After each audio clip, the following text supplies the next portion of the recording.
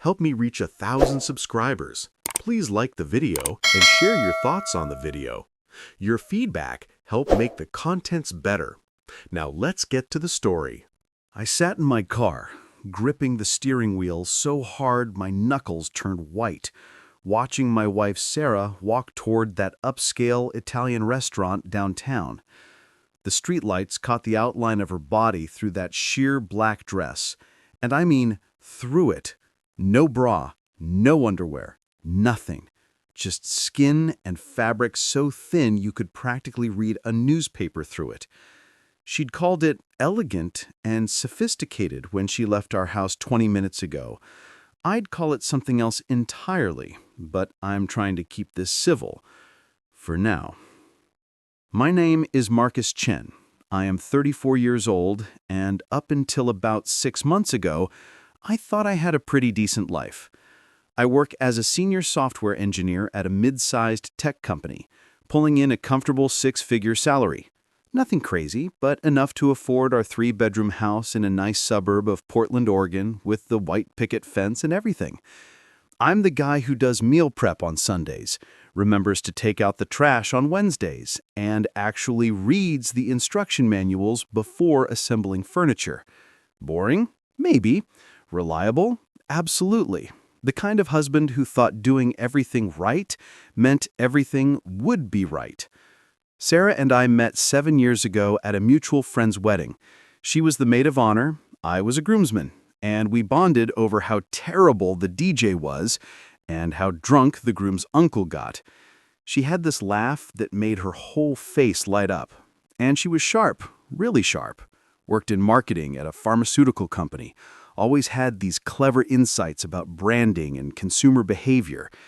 We got married 3 years later in a small ceremony in Cannon Beach, and for a while things were good, really good. Then she got promoted to marketing director about 8 months ago, and suddenly she had this new boss, Kyle.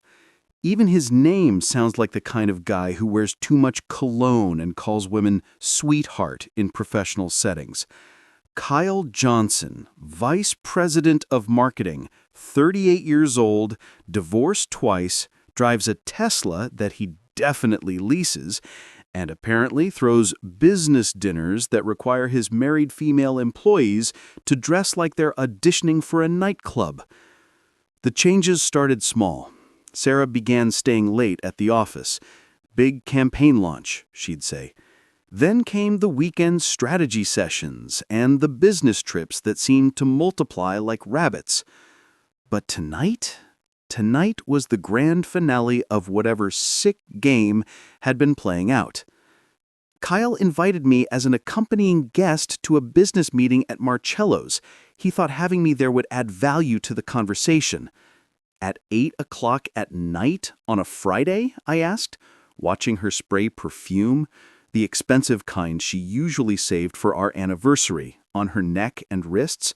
These clients are from out of town. It's the only time that worked for everyone, she'd replied, not meeting my eyes. Don't wait up. I'd said nothing, just nodded, smiled even. Because by that point, I'd already made my calls, already set everything in motion. You see, I'm a software engineer. I solve problems for a living. I identify bugs in the system and I fix them. And Sarah? She'd become the biggest bug in my system. 3 weeks earlier, I'd done what any suspicious husband in the digital age does. I checked the phone records. Not proud of it, but desperate times and all that. Hundreds of texts to Kyle. Hundreds! At all hours. I didn't need to read them to know what they said. The frequency told me everything. Then I happened to accidentally see her screen when a notification popped up while she was in the shower. Can't wait to see you in that dress tonight, from Kyle. That was yesterday.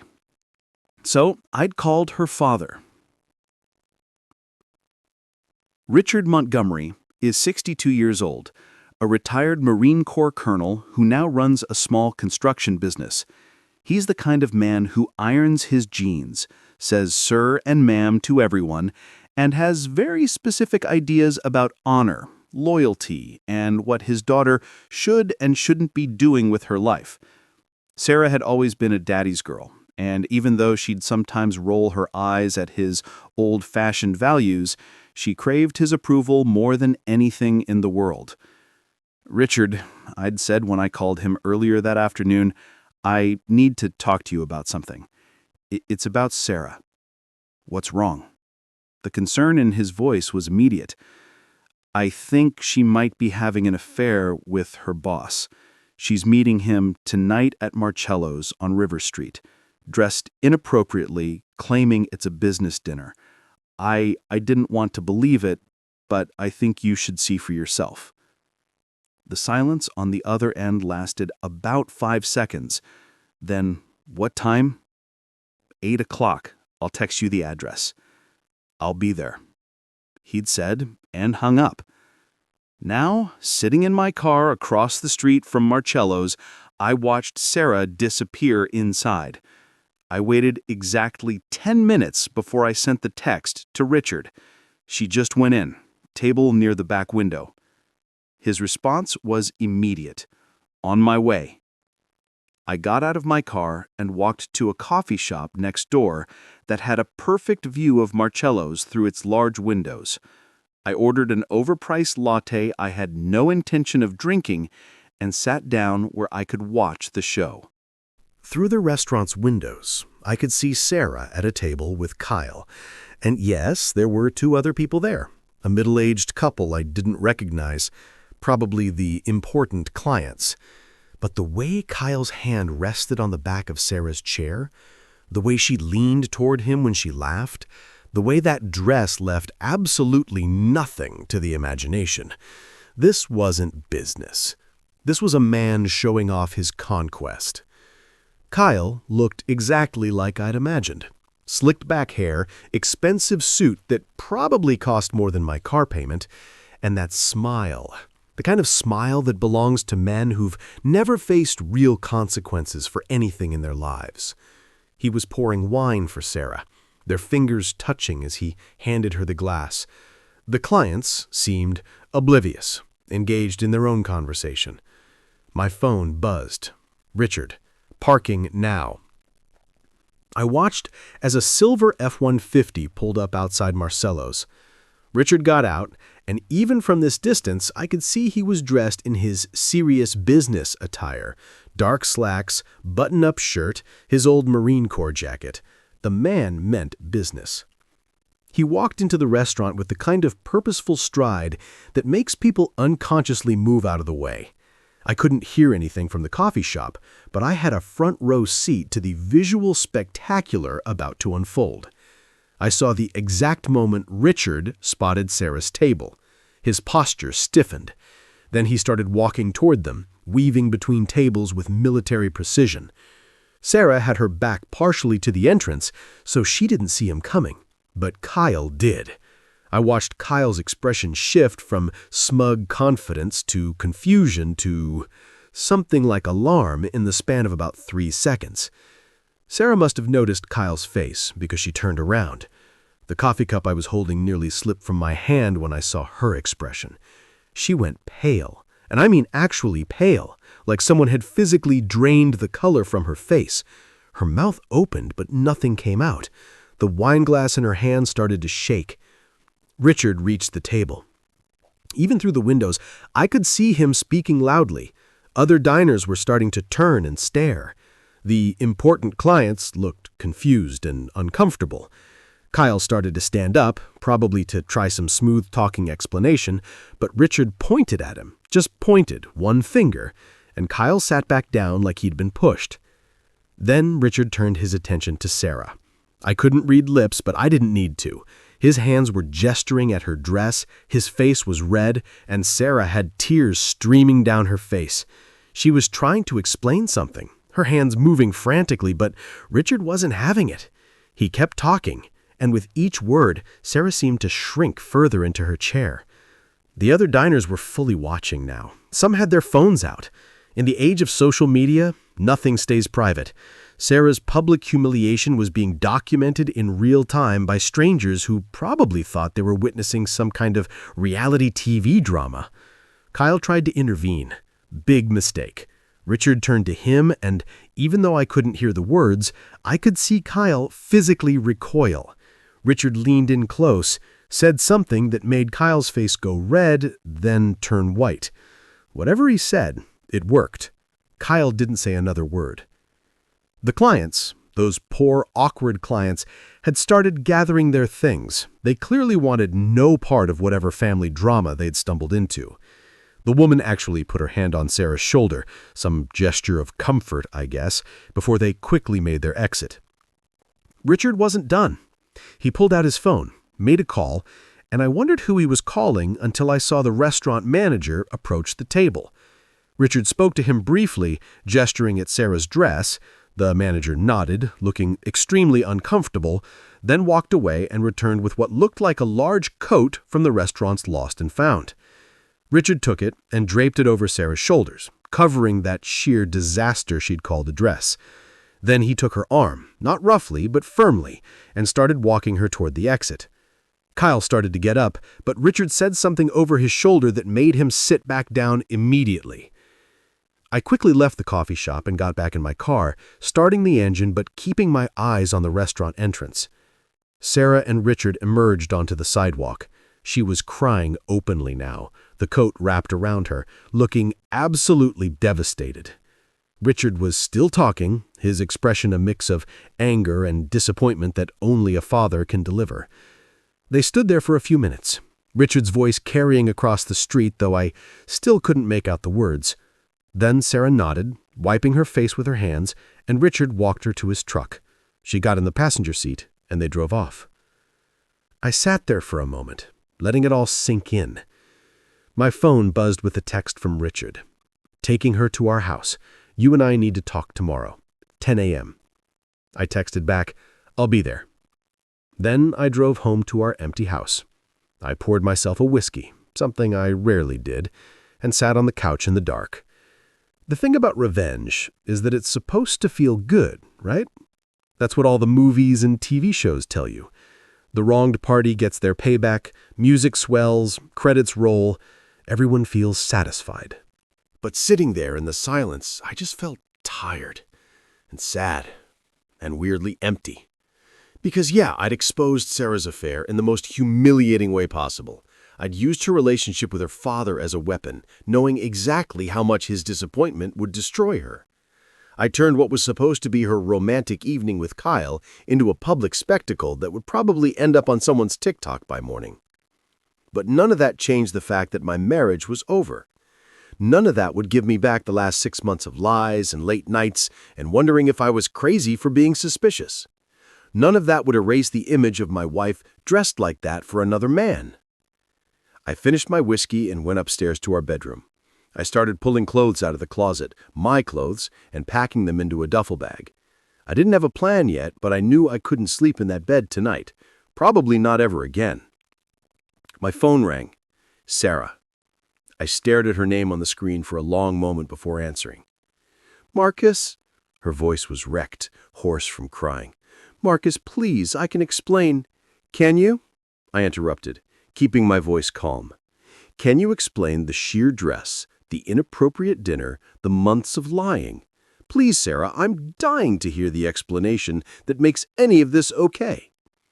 "It's not, I didn't mean for—" She was sobbing now, barely coherent. "It was stupid, I know it was stupid, but nothing happened, I swear, nothing—" "I don't," I said quietly. "Don't insult me by lying anymore. Maybe nothing physical happened tonight, but something has been happening. You don't wear that dress for a business meeting, Sarah. You don't exchange hundreds of texts with your boss at midnight for work. You don't choose him over me every single night for weeks unless something is happening."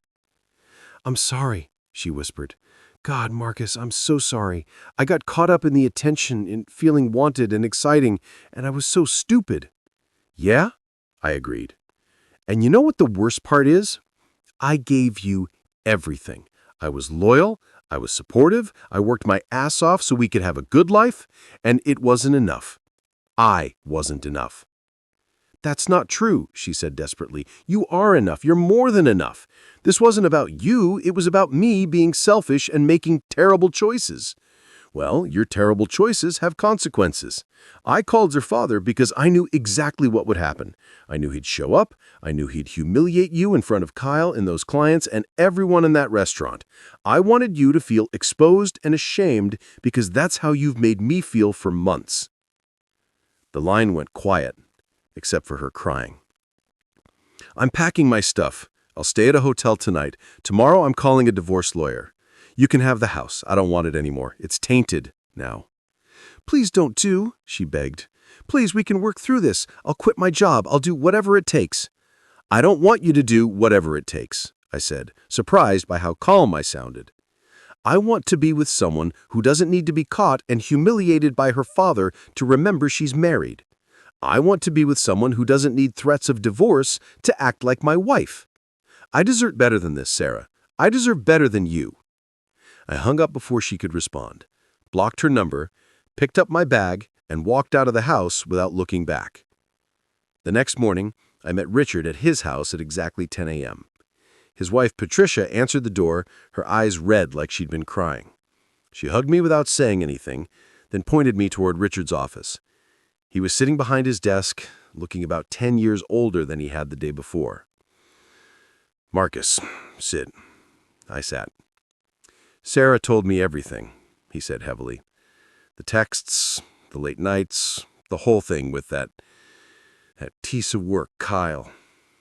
She swears nothing physical happened, but I don't know if I believe her." "I don't either," I admitted. Richard sighed. "I raised her better than this. Her mother and I taught her about loyalty, about honor, about respecting her commitments, and she threw it all away for what? Some middle-aged, divorced man with more hair gel than sense?" "Apparently," I said. "I'm not making excuses for her," Richard said firmly. "What she did was wrong, period. But I need to ask, was calling me your way of getting revenge, or were you genuinely trying to save your marriage?" I thought about that for a moment. Honestly, both. I wanted to save it, but I also wanted her to face consequences. I wanted her to feel as humiliated and betrayed as she made me feel for months. Richard nodded slowly. "That's fair. Harsh, but fair. She idolized me her whole life. Having me see her that way, having me call her out in front of everyone, yeah, that probably hurt worse than anything you could have done directly." "Good," I said. And I meant it. "What now?" Richard asked. Now I file for divorce. I've already contacted a lawyer. Oregon's a no-fault state, so it should be pretty straightforward. I don't want anything from her except to be free. Richard leaned back in his chair. Sarah's devastated. She's been in her old bedroom since last night, hasn't eaten, barely sleeping. Patricia's worried about her. She should be devastated, I said without sympathy.